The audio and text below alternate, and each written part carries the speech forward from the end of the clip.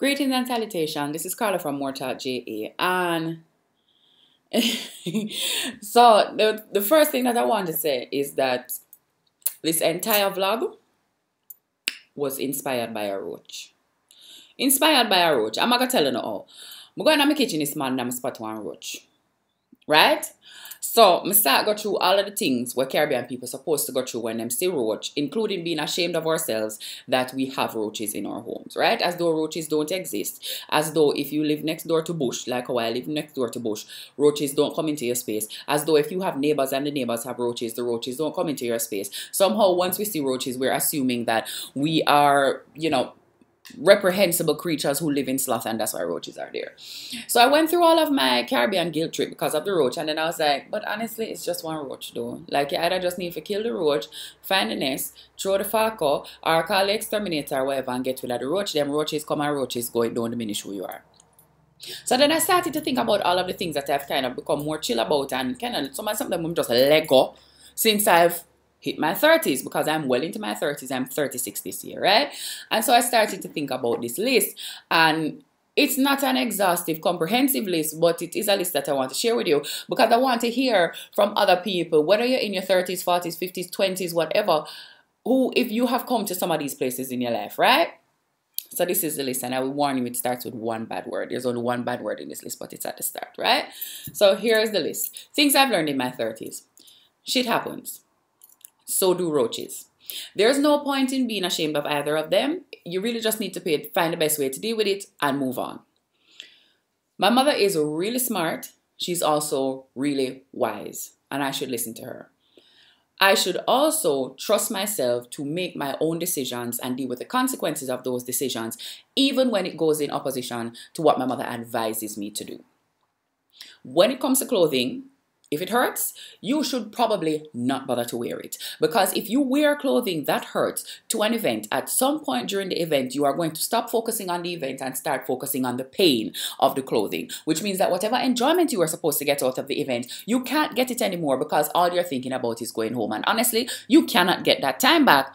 Wear clothing that fits, wear clothing that supports you, wear the underwear that comes up to under your titty them because it makes your belly feel flat and you feel more in control of life. Do whatever you have to do. Choose clothing that works. Your time is important, right? Charge people fairly for your time. Don't feel like you're obligated to give things to people for free just because it is something that you are naturally talented at. Because even if you're naturally talented at it, it still takes effort for you to do it. And even if you're naturally talented at it, you will probably still have to work to get better at it or to push that talent down a particular route in order to make it useful to these people. So charge people fairly for your time and don't waste time on things that look like they're not going to work out, right? I'm not telling you to be hopeless. I'm not telling you to not make an effort. But if you're in a relationship or a job situation and it really just looks like it's not going to bear fruit, try something else. Sometimes you don't need to get out of that field. You just need to tweak a little bit and continue going, and there you will experience growth. Drink water. If you don't drink water, you will feel it, right? Actually, just take better care of your body overall because your body has been working for 30 years. It's going to start run down now. If you had a 30-year-old car, a 30-year-old sewing machine, any piece of machinery that had been working for 30 years, you would expect that there would be wear and tear and you would be oiling and greasing that thing every day. It's the same thing for your body. Take better care of it. When you're in your 20s, you basically can live like a desert. You can't just patch out yourself and don't drink no water and you're okay. When you're in your 30s, when you don't drink the water, the next day you wake up and your mouth feels dry. You feel clammy, you feel all kind of things, your skin start look puck up. Take better care of your body, right? You will probably become every single person that you have ever judged. Basically, every person that I've ever judged, I've become them in one way or another. I've either ended up in the exact same situation as them, or I've responded to a situation in the same way that they did, the way that I judged them for, right? Because humans are humans, and we are humans, and so we're going to pick from the human ways of responding to things. So forgive yourself for being judgy in the past, and really do your best to stop being judgy in the future, because the more you judge, I think is the more that the universe just pushes you towards having the same experiences to level you off and humble you. Younger people may start to seem annoying to you, and you may hate yourself for it because you will feel like you're becoming those people you used to hate, who used to hate on young people, right? The truth is that people who are older than you are probably annoying to you as well. So the issue is not youth, it's actually difference. So one of the things you should probably learn to do is to come to terms with people who are not like you and learn to accept that people are not like you and come to terms with the fact that you're going to find some people annoying. Like, I think we're all trying to get ourselves to be this perfect human being who's just absolutely cool with everything and nothing bothers you.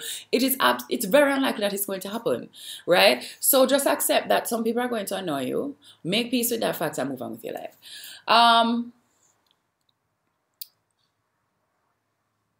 Overall, I would just suggest that people care less what people think about them. You know? Like, just care less about what people think, care less about some of the things that you were taught, and really try to find your own way of engaging the world that is going to move you forward in a way that makes sense for you. Because everybody has their best intentions when they're passing their information on to you, and their information is valid. It is true for them, and it has value to you. But at the end of the day, what you feel, what you know, and what you want, that's what's going to have to guide you, right? And so the final thing that I would say to people is, you are probably already halfway through your life, right? So I am 36 this year, which means if I live another 36 years, I'll make it to 72.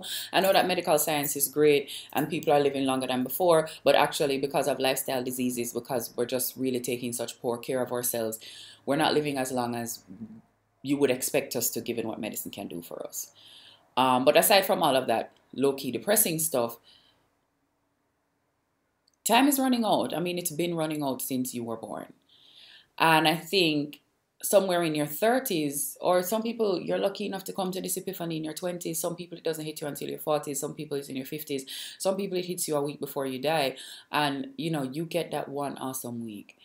You can, instead of having an awesome week, you can have awesome years.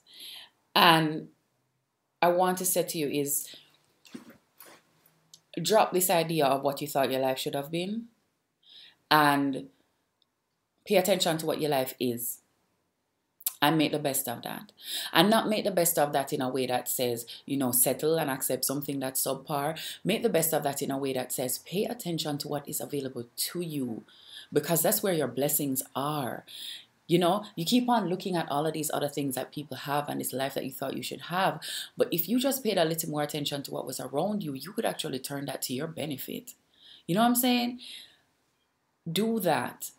Because you spent a good amount of the start of your life running around playgrounds and in diapers and just trying to figure out how to move your hand towards your mouth. And you figure that stuff out now.